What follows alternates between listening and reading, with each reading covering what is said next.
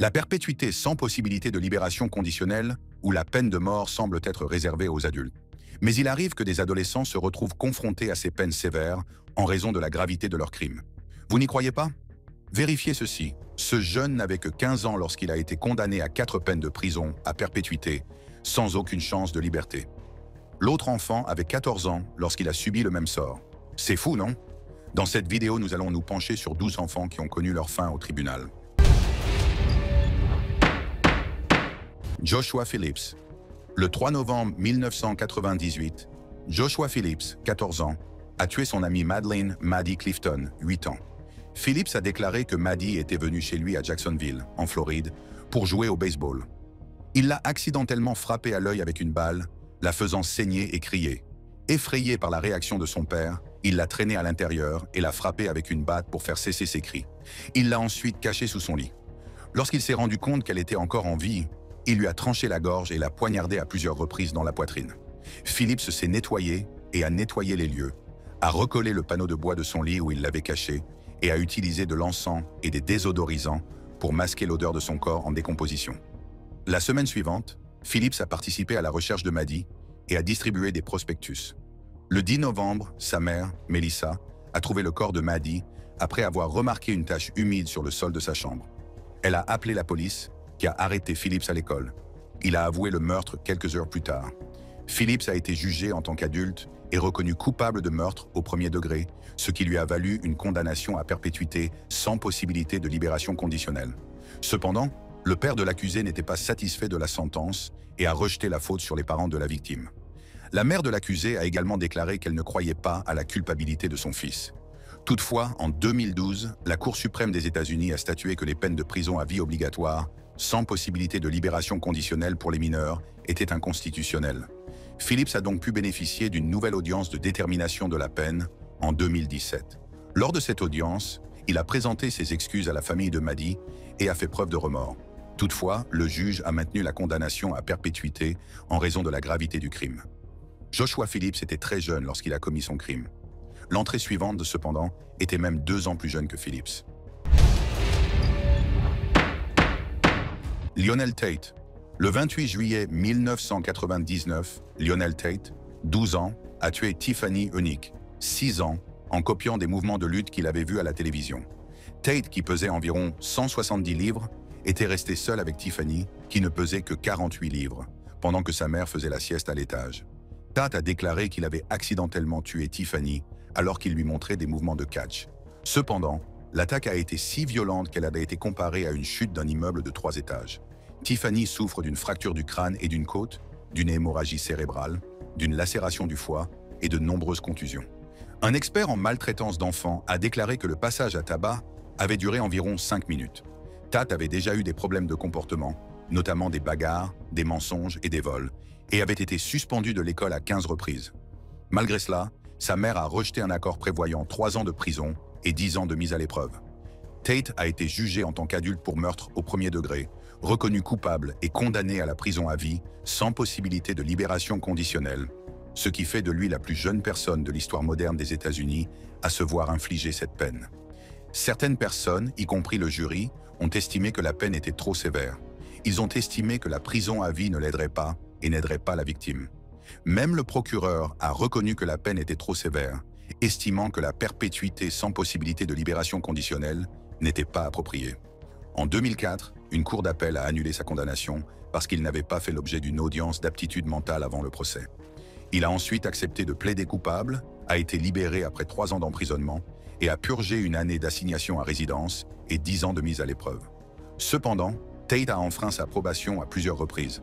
En 2004, il a été surpris à l'extérieur de son domicile avec un couteau. En 2005, il a été accusé de vol à main armée et de violation de la liberté conditionnelle pour avoir braqué un livreur de pizza. En 2006, il a été condamné à 30 ans de prison pour détention d'une arme.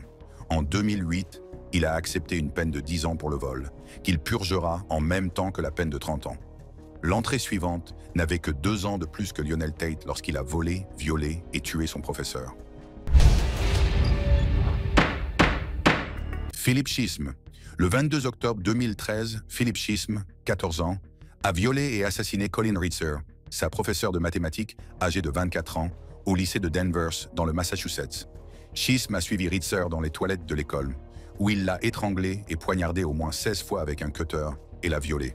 Il a ensuite mis son corps dans un tonneau de recyclage, l'a traîné dans les bois et l'a de nouveau agressé avec une branche d'arbre.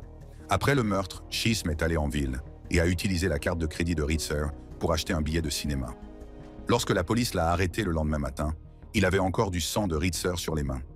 La fouille de son sac à dos a permis de retrouver les sous-vêtements et le sac à main de Ritzer, ainsi que le cutter ensanglanté. Chisholm a été jugé en tant qu'adulte et reconnu coupable de meurtre au premier degré, de viol et de vol à main armée. Il a été condamné à la prison à vie, avec possibilité de libération conditionnelle au bout de 40 ans. Sa défense a admis qu'il avait commis le crime, mais a fait valoir qu'il souffrait d'une grave maladie mentale et qu'il avait des hallucinations et des épisodes psychotiques depuis l'âge de 10 ans. Elle a également mentionné le divorce difficile de sa mère comme un facteur possible. Lors du prononcé de la sentence, la famille et les amis de Ritzer ont fait des déclarations émouvantes. Son père a qualifié Chisholm de mal absolu. En outre, Chisholm a plaidé coupable d'avoir attaqué une clinicienne de 29 ans dans un centre de détention pour jeunes en 2014. Il a tenté de l'étouffer et de la tuer, mais a été arrêté par d'autres employés. Pour cette agression, il a été condamné à une peine de 17 à 20 ans de prison d'État, à purger en même temps que sa peine pour le meurtre de Ritzer. Ensuite, nous avons un couple d'adolescents qui s'est associé pour assassiner l'un de leurs ex, Amber Wright et Michael Bargo. En avril 2011, Seth Jackson a été assassiné à Bellevue, en Floride, par un groupe de jeunes de son âge. Il n'avait que 15 ans à l'époque. Son ex-petite amie, Amber Wright, 15 ans, l'a attiré dans un mobile home où il a été pris en embuscade et tué par plusieurs jeunes, dont le petit ami de Wright, Michael Bargo, 18 ans. Jackson et Wright sont sortis ensemble pendant environ 3 mois, avant de rompre en mars 2011 en raison de soupçons de tromperie de part et d'autre. Ils ont échangé publiquement des insultes sur les médias sociaux, Jackson traitant Wright de noms désobligeants sur Facebook. Wright a ensuite commencé à sortir avec Bargo, qui est devenu obsédé par Jackson et a orchestré son meurtre.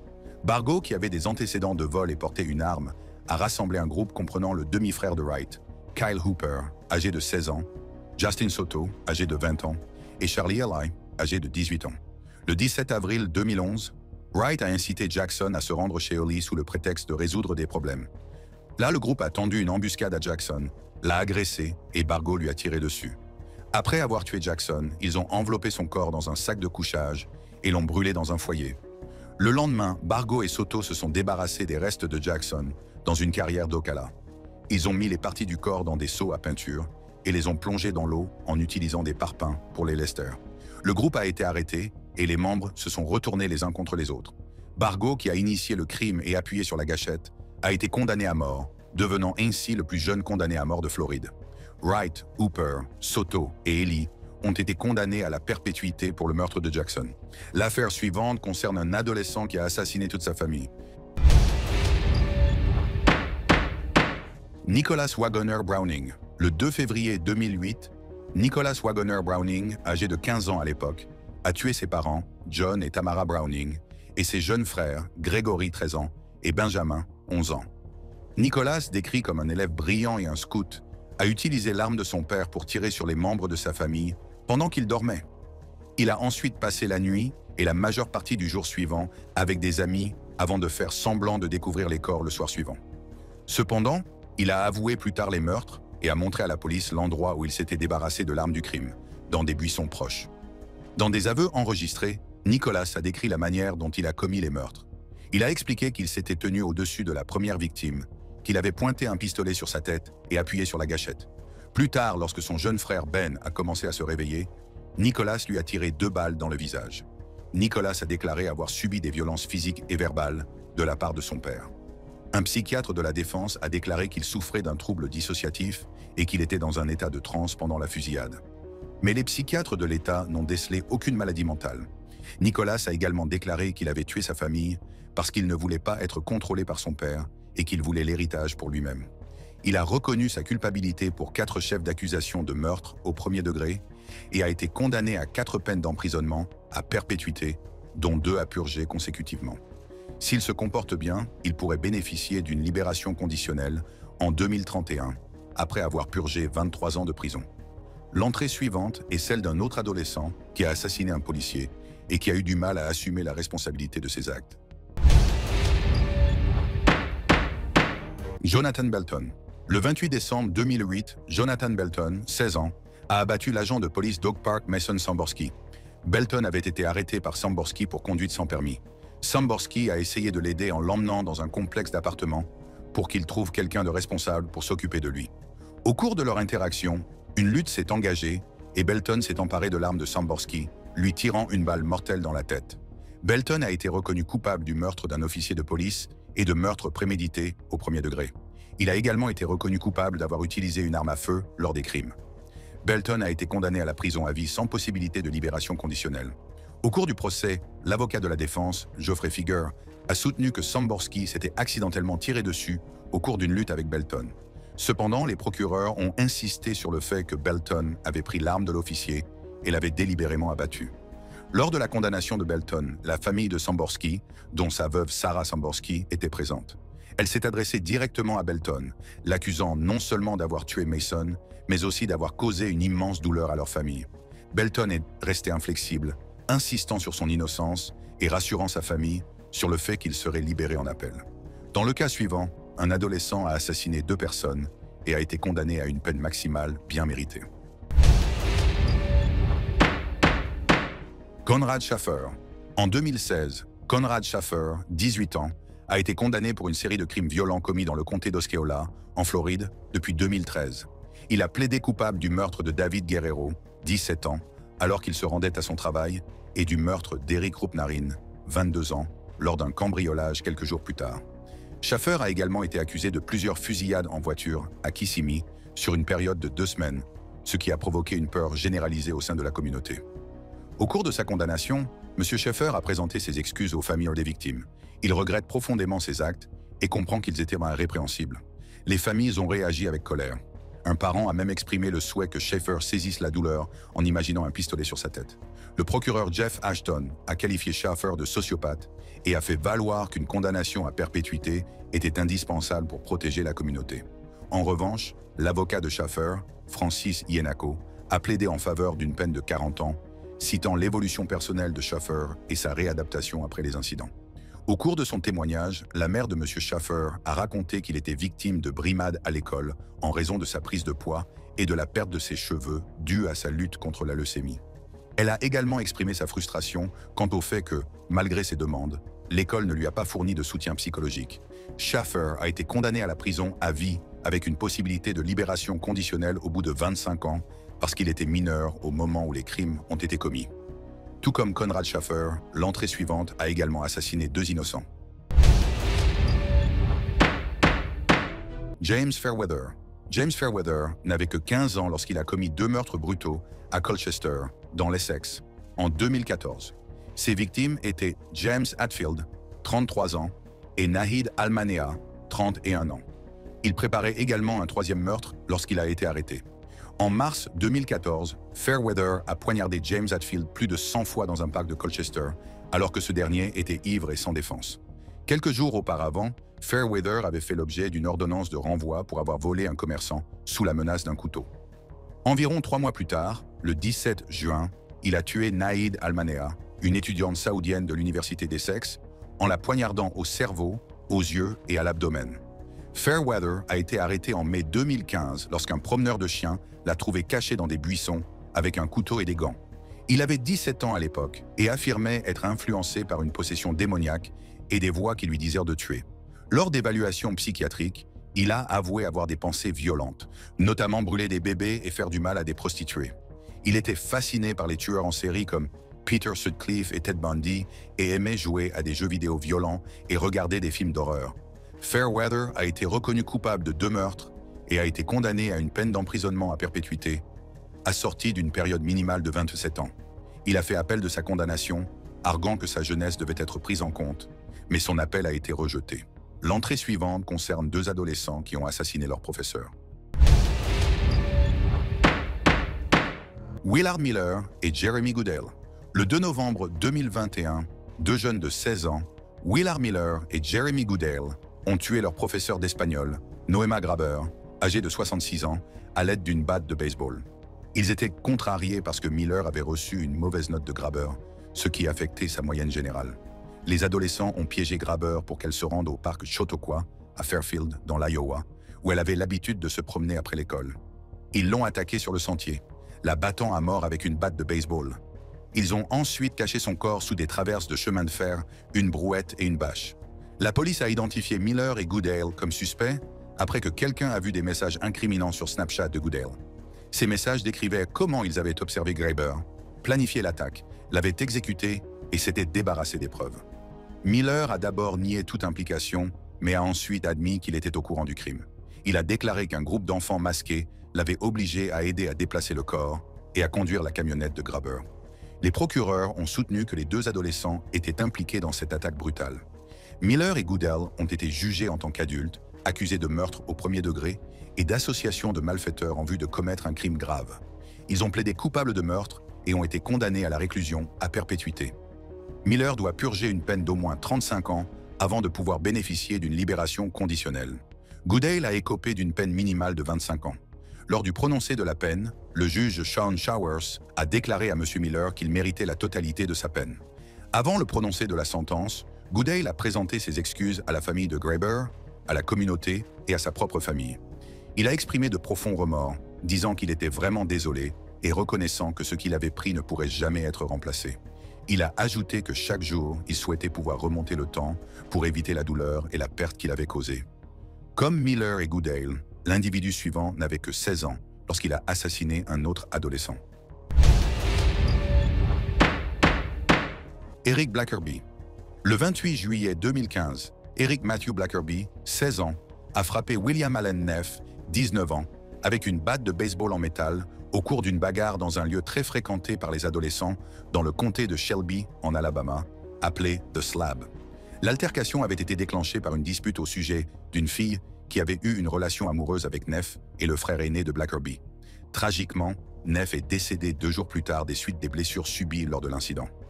Blackerby a d'abord été accusé d'agression, mais après la mort de Neff, l'accusation a été transformée en meurtre. Il a été reconnu coupable à l'issue d'un procès de 3 jours en août 2017 et condamné à une peine d'emprisonnement à perpétuité assortie d'une possibilité de libération conditionnelle. Au cours du procès, des adolescents qui ont assisté à la bagarre, dont M. Blackerby et son frère, ont témoigné. En novembre 2017, les avocats de Blackerby ont demandé un nouveau procès, affirmant que le tribunal avait eu tort de laisser l'État modifier l'acte d'accusation en supprimant les mentions de coups multiples avec la batte de baseball. Ils ont également déclaré que les droits de Blackerby, au titre des 5e, 6e et 14e amendements, avaient été violés. Mais la demande a été rejetée. En août 2018, la Cour d'appel pénale de l'Alabama a confirmé la déclaration de culpabilité de Blackerby pour meurtre et sa condamnation à la réclusion à perpétuité. Le cas suivant est celui d'une adolescente qui a assassiné et enterré son voisin dans une fosse peu profonde. Alyssa Bustamante. Le 21 octobre 2009, Alyssa Bustamante, 15 ans, a tué sa voisine de 9 ans, Elizabeth Holten, à St. Martins, dans le Missouri. Bustamante a conduit la fillette dans les bois, l'a étranglée, lui a tranché la gorge et l'a poignardée à la poitrine. Elle a ensuite enterré le corps d'Holten dans une fosse peu profonde. Bustamante avait des antécédents de problèmes de santé mentale, notamment de dépression, et avait tenté de se suicider en 2007, ce qui lui avait valu un séjour de 10 jours à l'hôpital et une prescription d'antidépresseurs. Elle s'automutile également et mentionne « tuer des gens et se couper » comme passe-temps sur sa page YouTube. Elle est sous la garde légale de ses grands-parents depuis 2002 en raison des problèmes d'addiction de sa mère et de l'emprisonnement de son père. Dans son journal, Bustamante raconte le meurtre, disant qu'elle a tué quelqu'un en l'étranglant, en lui tranchant la gorge et en le poignardant.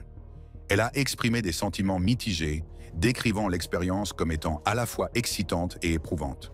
Elle a ensuite mentionné avec désinvolture qu'elle était allée à l'église peu de temps après. Bustamante était initialement accusée de meurtre au premier degré et d'actes criminels à main armée, mais il a ensuite reconnu sa culpabilité à des accusations moins graves de meurtre au deuxième degré et d'actes criminels à main armée. Elle a été condamnée à une peine de prison à perpétuité avec une possibilité de libération conditionnelle à partir de 2024. En 2014, Mme Bustamante a fait appel de sa condamnation, affirmant qu'elle n'aurait pas plaidé coupable si elle avait été informée d'une affaire en instance devant la Cour suprême qui jugeait inconstitutionnelles les peines de prison à perpétuité obligatoire pour les mineurs. Le juge a toutefois rejeté sa demande de nouvelle peine, Dans la dernière entrée de cette vidéo, un adolescent a assassiné son petit ami et son ami dans un accident de voiture soigneusement planifié et exécuté. Mackenzie Shirilla. Le 31 juillet 2022, Mackenzie Shirilla, 17 ans, a intentionnellement percuté un mur de briques avec sa voiture, à une vitesse de 100 miles par heure. Cet acte tragique a entraîné la mort de son petit ami, Dominique Rousseau, 20 ans, et de son ami, Davion Flanagan, 19 ans. Auparavant, Shirilla avait menacé d'écraser sa voiture au cours d'une dispute avec Rousseau. Le jour de l'accident, Shirilla a mis sa menace à exécution, accélérant à 100 miles par heure jusqu'à ce que sa voiture soit complètement détruite. Shirilla a été reconnue coupable de plusieurs chefs d'accusation graves, dont le meurtre, l'agression, l'homicide sur véhicule, la possession de drogue et la possession d'outils criminels. Elle a été condamnée à une peine d'emprisonnement de 15 ans à la perpétuité. Lors du prononcé de la peine, la juge Nancy Margaret Rousseau a qualifié les actes de Shirilla de délibérés et précis. Lors de la condamnation, Shirilla s'est excusée auprès des familles des victimes, affirmant qu'elle ne se souvenait pas de l'accident. Si vous avez aimé cette vidéo, cliquez sur la carte qui s'affiche en ce moment sur votre écran pour accéder à d'autres vidéos.